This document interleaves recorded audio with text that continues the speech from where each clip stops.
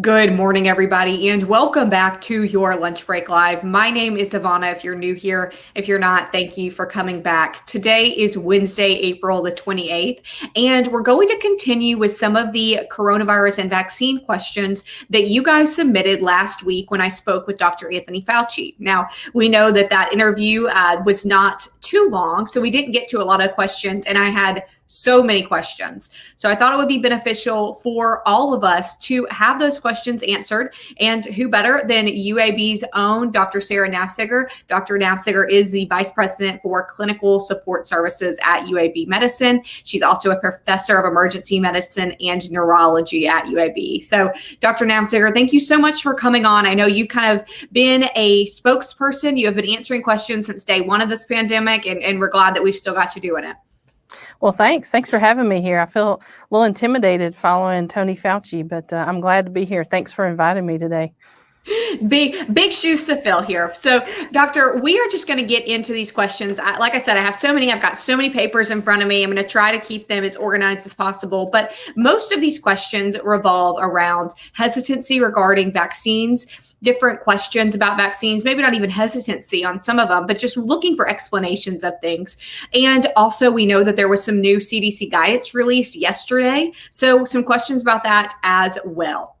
So we're just going to jump in. And this is one actually from one of our AL.com staff members. So I'm going to start with that one.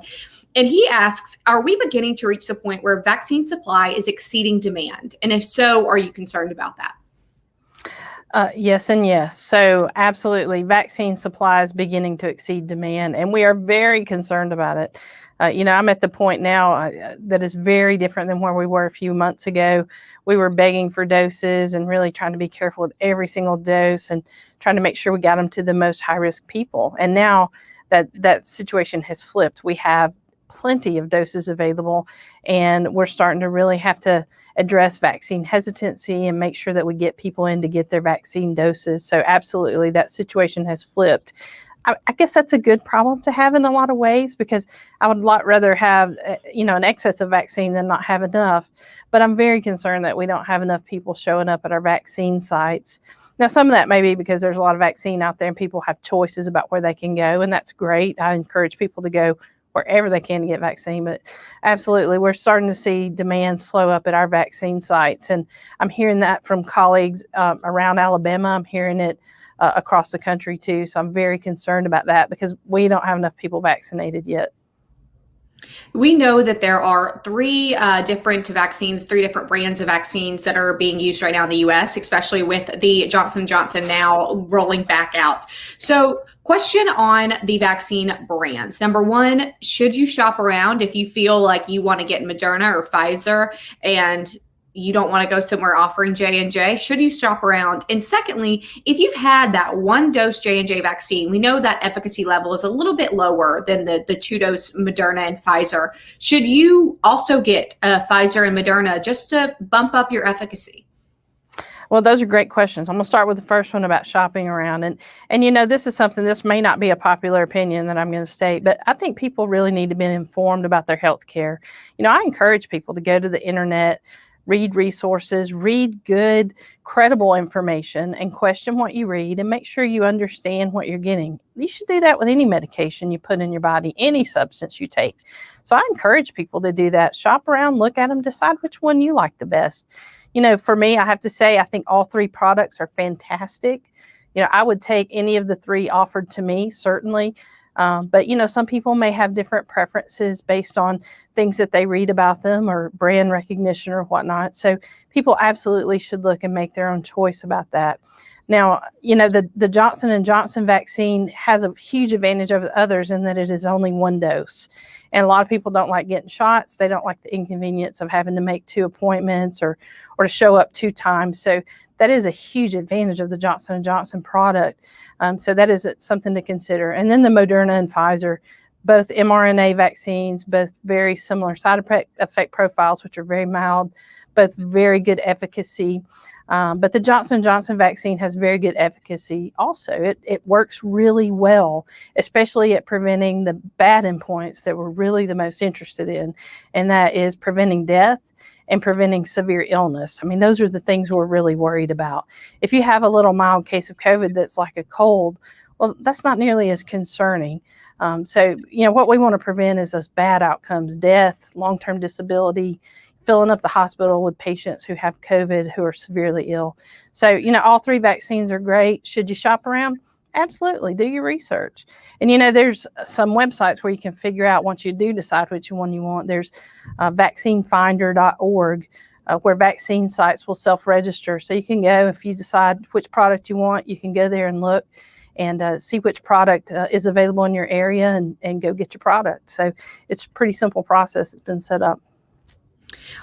Going along with the people who maybe should and shouldn't get different brands, we know that Johnson & Johnson was paused for a brief bit because of some rare blood clot conditions. So number one, is there a group of people maybe who should not get Johnson & Johnson at this point?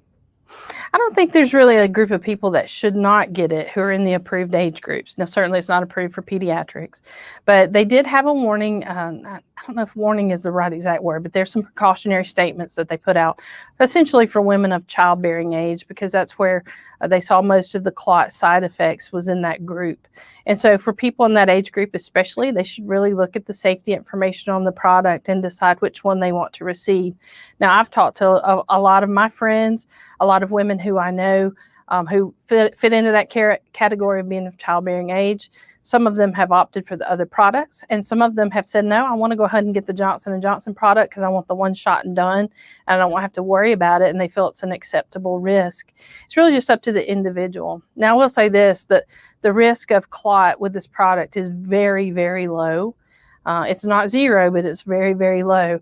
But there are things we do all the time that are a lot riskier than that. There are medications we take that are a lot riskier, and we don't even think about that. So, it's still a very low risk. Now, if you're that one person who had the complication from it, then that means the world to you if you're that one person, absolutely. And so that's why I think people need to really think about it and make the right decision for themselves. And when it comes down to it, this is the bottom line.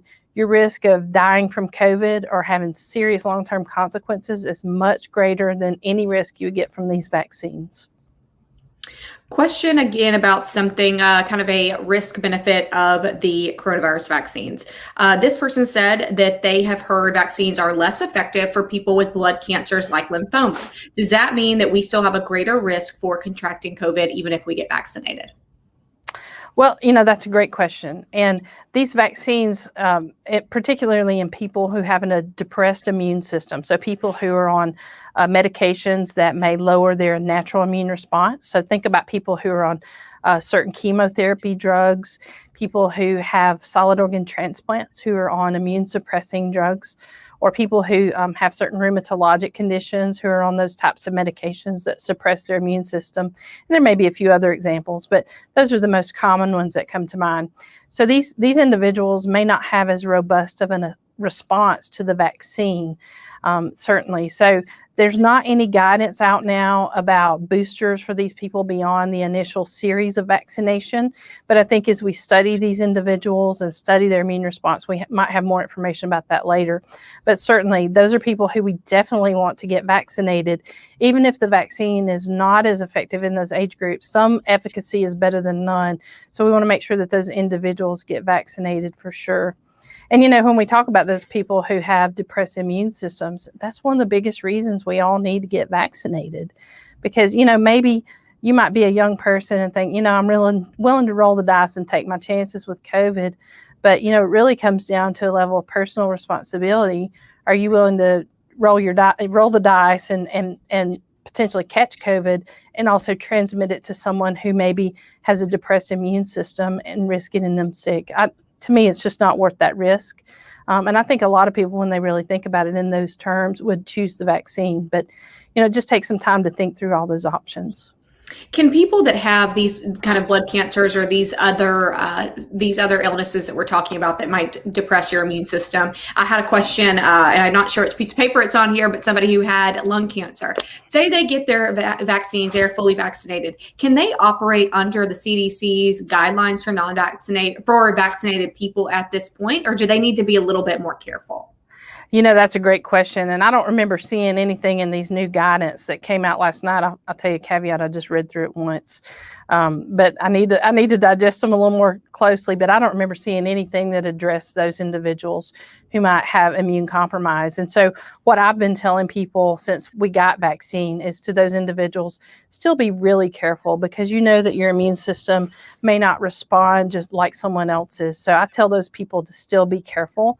And so if they're asking me, Sarah's opinion is, yeah, they should still mask. They should still be very careful with social distancing until we know more information. It's just not worth the risk. Question that I've gotten here in our comment thread. This is from Sandra. She says that she's heard about women who have gotten a vaccine that are having miscarriages.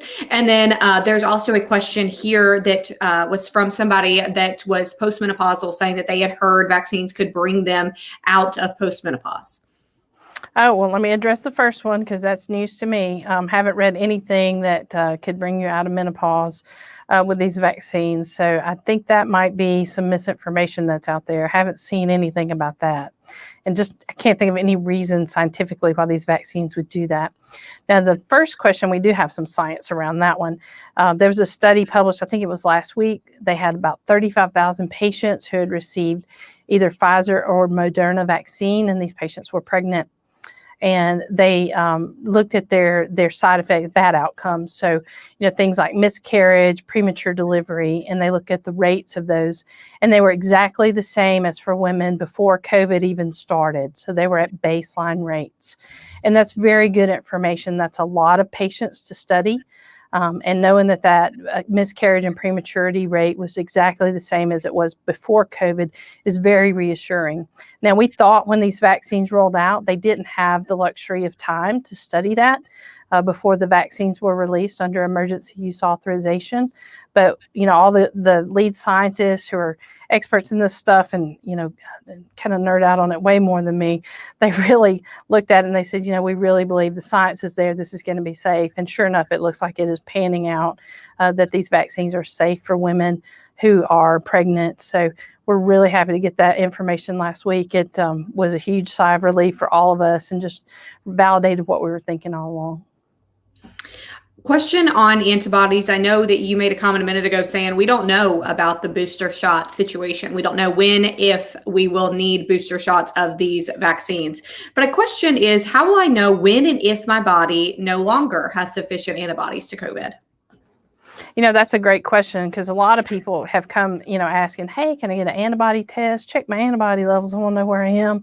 But a lot of the antibody tests that are out there, they're variable in their performance, and we haven't found them to be particularly useful as far as producing action items or anything that we can change the way we manage patients or change the way we manage social distancing. So as far as measuring antibody levels, it's not been particularly helpful with any patient group. Now, as far as a booster shot goes, we just don't know how long it's going to be before we need a booster shot. But this is what we know. They've studied these vaccines out to 6 months and released the data. At least that's what they've released so far. And the vaccines still work at 6 months. How long is that going to continue? Well, we don't know yet. It may be that they keep working for 2 years. It may be that there's a precipitous drop off in their efficacy and the antibody levels at 7 months. We just don't know yet. We're waiting on that data to finish being gathered, and then it'll be released. But I think what we can be confident in, though, is that they're going to continue to monitor it, and there'll be recommendations for boosters when we get to that point, when they decide, hey, yeah, this is the point, And if that's at 8 months, 10 months, 12 months, 2 years, 5 years, we just don't know yet. But at some point, I think it's likely that we will need a booster. Question from Chris. Chris says, do I need to get a vaccine if I have had COVID-19 since I already have antibodies? Great question also, and the answer is absolutely you do. And this was one that kind of surprised me early in the pandemic. I'll be honest, not a lot surprises me anymore, but this one definitely kind of caught me off guard.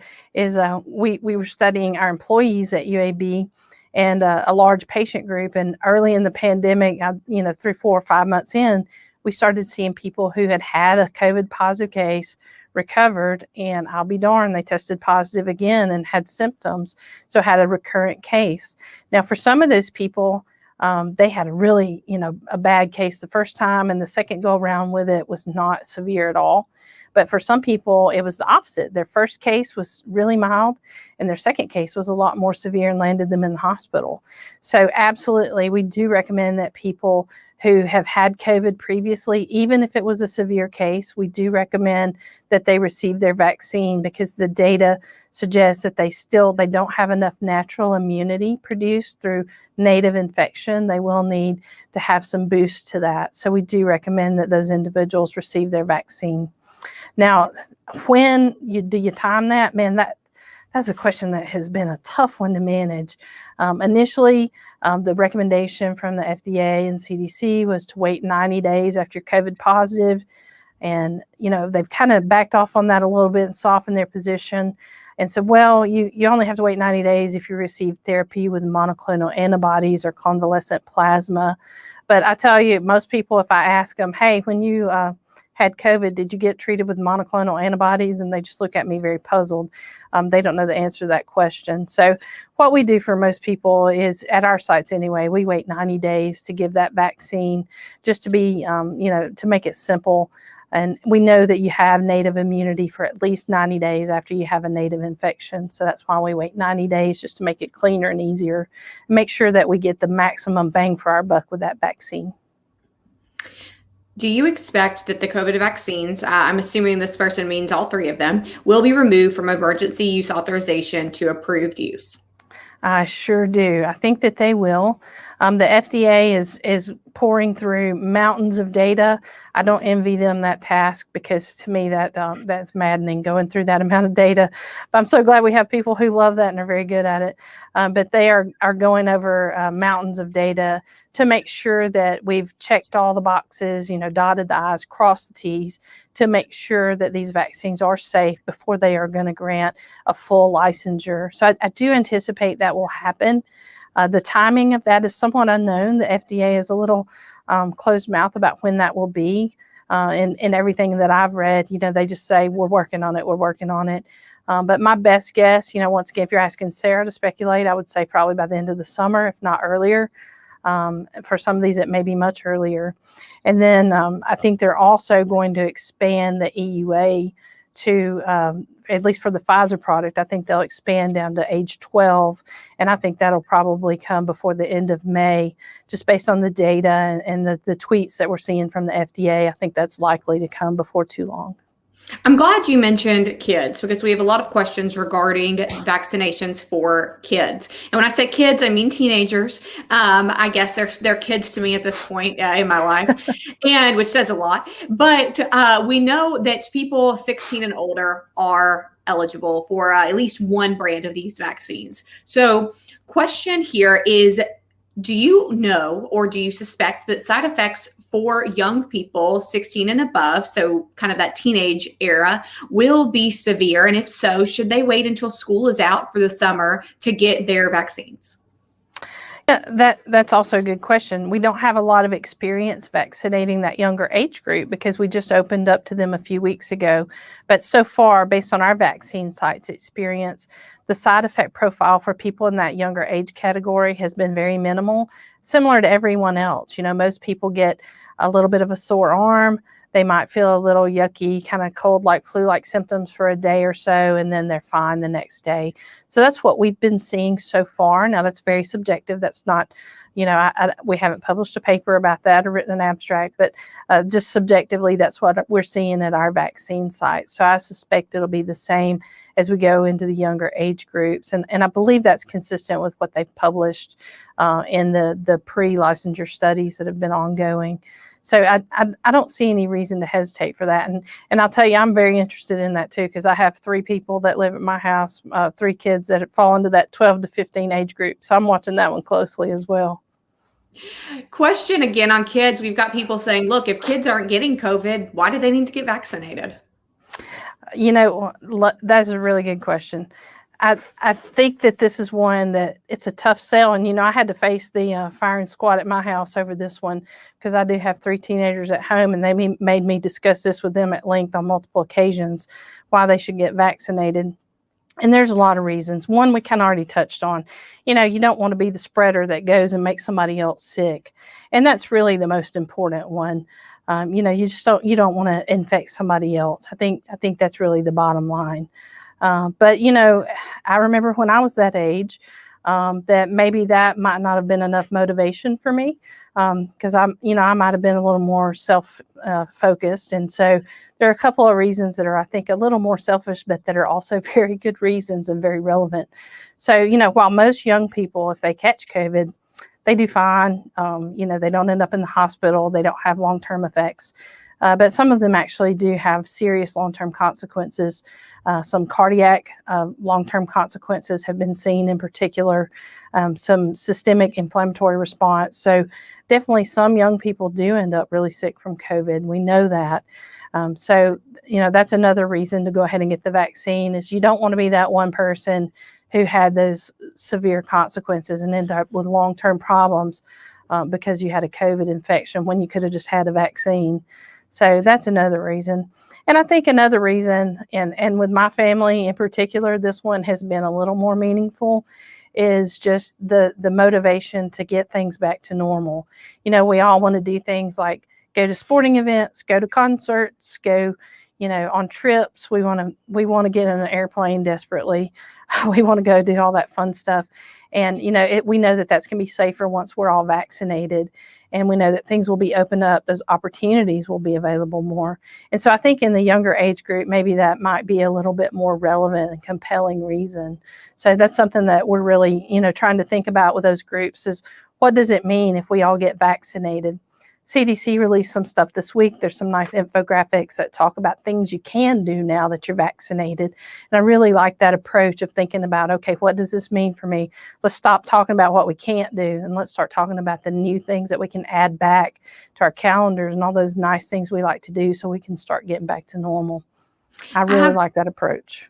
I have several questions on getting back to normal, but quickly before I get to those is a question about side effects. And that is for not just for teens, but for everybody. We know that we have all heard or known somebody probably that has gotten a vaccine and has had side effects, whether those are severe or mild, they have had them. What if you get a vaccine and you don't have any side effects and you start worrying, well, did I even get medicine in my vaccine? Yeah, I've had a lot of people ask me that question. I can assure you that, at least at the vaccine site we run, we've given over 185,000 doses, probably 190,000 by today. And, it's good vaccine that you're getting. The controls on these things that we're required to implement and monitor on the temperatures and the handling is very onerous. And that's a great thing because that's us making sure it's public health partners and all the vaccine sites really making sure that we deliver good vaccine to you. So, never say never. Certainly, crazy things have happened. But I think for the most part, that's probably not a worry that people need to have, because I know there are a lot of people that we've vaccinated who have had almost no side effects. I'm one of them. I had a little bit of a sore arm. And that was it. I felt completely fine. And I know that I got a good dose of vaccine. So, I don't think that is a real problem, but I can see why people would speculate about that and really wonder. Let's ask about everything that we want to know. And that is, when are we back to normal? When can I go to that concert that you mentioned? When can I get on that plane to Jamaica?